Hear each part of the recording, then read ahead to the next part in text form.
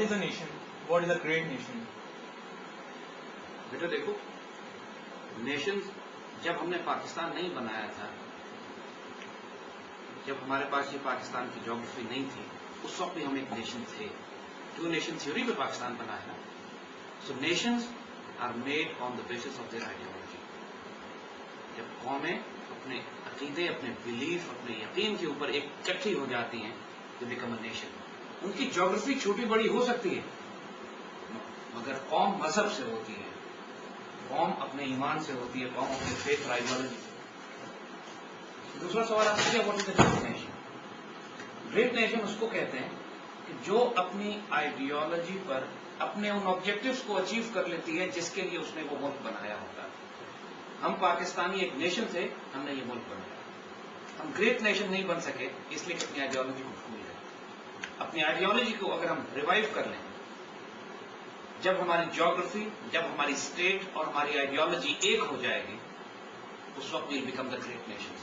کیونکہ اس جیوگرافی سے پہلے، اس پاکستان سے پہلے، اس حکومت سے پہلے بھی ہم ایک نیشن تھے جب ہم نے پاکستان بنایا.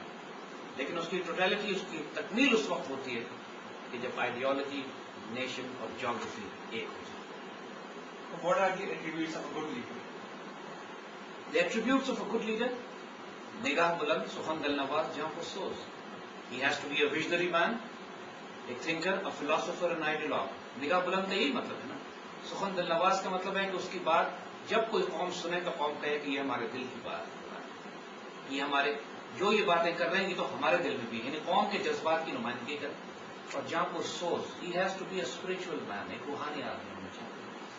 علامہ اقبال نے یہ کہا ہے کہ ایک اعلیٰ ترین لیڈر قہاری و غفاری و قدوسی و جبروت، یہ ایٹریبیوٹ، ڈیوائن ایٹریبیوٹس اس کو دیے ہیں.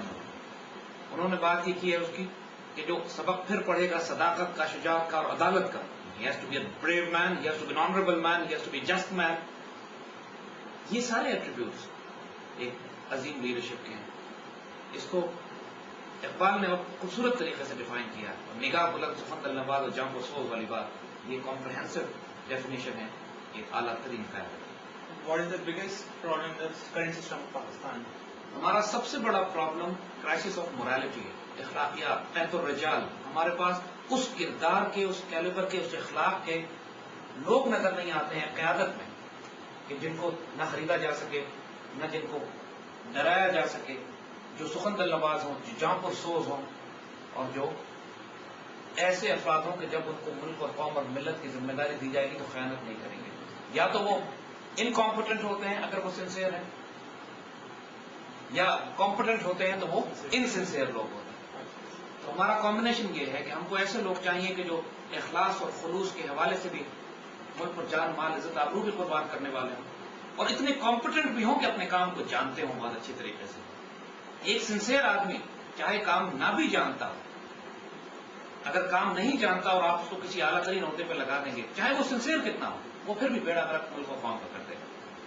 تو ہماری یونیورسٹیز میں پڑھی لکھی انوائرمنٹ میں آپ دیکھتے ہیں اعلیٰ ترین تعلیم یافتہ بچے ہوتے ہیں، لیکن وہاں بھی اگر آپ بیچ میں کوئی موبائل فون رکھتے ہیں، بٹوا رکھتے ہیں، غائب ہو جاتا ہے. کیوں؟ ان بچوں کو تو پیسے کی کوئی کمی نہیں ہے. ہمارے اعلیٰ ترین تعلیم یافتہ پڑھے لکھے لوگ ملک میں جن کو حکمرانی دی جاتی ہے، حکومت دی جاتی ہے، وہی خیانت کرتے ہیں ملک کے ساتھ. کیوں؟ حالانکہ امیر ہوتے ہیں، مالدار ہوتے ہیں. اس ملک کو تباہ برباد کرنے والے اعلیٰ ترین تعلیم یافتہ پڑھے لکھے لوگ ہیں جنہوں نے یورپ اور امریکہ کی یونیورسٹی سے ڈگری لی ہوئی ہے. جہلا نے، جاہلوں نے، مدرسے کے طلبا نے اس ملک کو نہیں بیڑا کر کیا. ہمارا کرائسس تعلیم نہیں ہے، ہمارا کرائسس یہ نہیں ہے کہ انسان بھوکا ہوتا ہے تو چوری کرتا ہے. جب اخلاقیات میں زوال آ جائے، جب حرام اور حلال کی تمیز ختم ہو جائے تو پھر اس ملک کا زوال آتا ہے. ہمارے تمام جو کچھ وسائل اللہ نے دیے ضائع اس لیے ہو جاتے ہیں کہ اس ملک میں خیانت ہے، چوری ہے، جھوٹ ہے، حکمرانوں کے پاس عدل نہیں ہے، انصاف نہیں ہے. ہماری یہ کرائسس ہے. تعلیم ہمارا کرائسس نہیں ہے. اور ماشاءاللہ اتنے پڑھے لکھے لوگ ہمارے پاس ہیں اس ملک کو چلانے کے لیے، لیکن ہم کو وہ ایسے نہیں ملتے جو عمر بن عبدالعزیز کی طرف. جب سرکاری مال ان کو دیا جاتا ہے تو یہ پوچھ لیں کہ یہ سرکاری مال ہے تو میری ذات پہ استعمال نہیں ہو سکتا، یہ ذاتی مال ہے تو میری اور میں سرکار پہ. اس کو فرق کرو. قائد اعظم رحمۃ اللہ علیہ کہ جب فرنیچر خریدا گیا گورنر جنرل ہاؤس کے لیے تو سوال یہ کرتے ہیں کہ یہ فرنیچر فاطمہ جناح کے لیے آیا ہے، اس کے پیسے فاطمہ جناح سے لو. یہ میرے ذاتی استعمال کے لیے ہے، اس کے پیسے میں ذاتی جیب سے دوں گا. اور جو فرنیچر سرکاری استعمال کے لیے اس کے پیسے پاکستان بیت المال سے لیے جائیں گے. گورنر جنرل کے لیے جب 1 روپے کی جراب آئی تو کہتے ہیں کہ غریب ملک کے حکمران کو زیب نہیں دیتا کہ وہ 1 روپے کی جراب پہنے. جب قائد اعظم کے ایک بھائی نے وزٹنگ کارڈ بھیج دیا جس پر لکھا ہوا تھا برادر آف قائد اعظم محمد علی جناح, اس بات پر جلال میں آ گئے کہ اس نے میرا نام کیوں استعمال کیا, سفارش کرواتا ہے, کارڈ پھاڑ کے پھینک دیا. جب ایک نرس نے کہا ان سے کہ سر میری پوسٹنگ کروا دیجیے تو بڑے پیار سے کہتے ہیں بیٹی پوسٹنگ تو وزارت صحت کا کام ہے, گورنر جنرل کو پوسٹنگ نہیں کرا.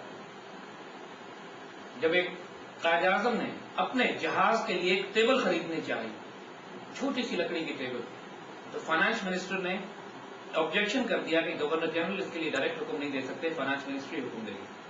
قائد اعظم نے معذرت کی, اپنا حکم واپس لے لیا اور درخواست کی فائنانس منسٹری سے آفیشلی کہ میرے جہاز کے لیے, میرے دفتر کے لیے چھوٹی سی ٹیبل دے دی جائے.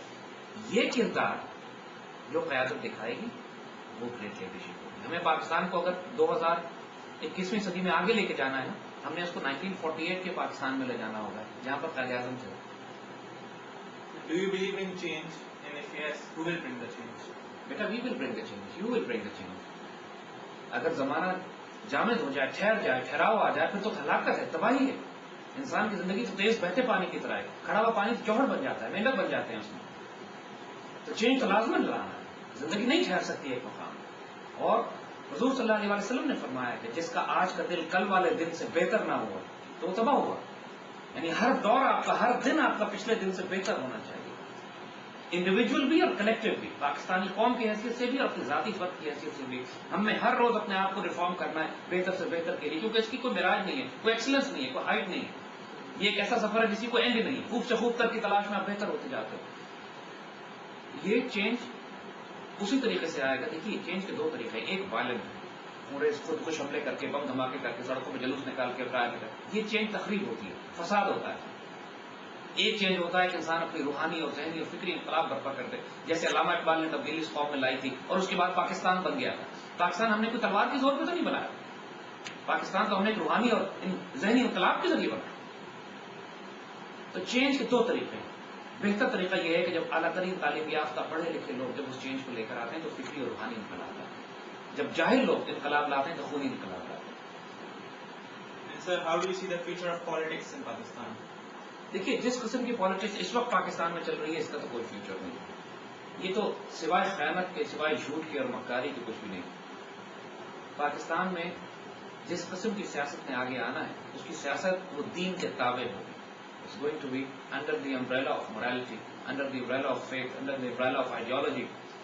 اور وہ لوگ پاکستان کے حکمرانوں میں سے انشاءاللہ آئیں گے کہ جو اس پاکستان کو اللہ کے رازوں میں سے ایک راز اور اللہ کی دیوی امانت میں سے ایک امانت سمجھتے ہیں, جو سیدنا عمر بن عبدالعزیز کی طرح ایک فقیر بن کے رہیں کہ غریب ملک کے حکمرانوں کو یہ زیب نہیں دیتا ہے جو لائف اسٹائل لوگوں نے آج رکھا ہوا.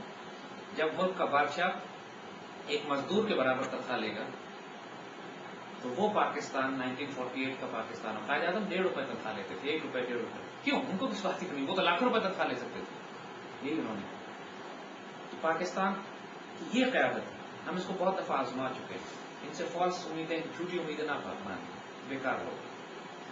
سر میرا خیال ہے قوم کو جگانے کا وقت آ گیا ہے. ان کو مت جگاؤ, یہ کسی ضروری کام سے سو رہے ہیں.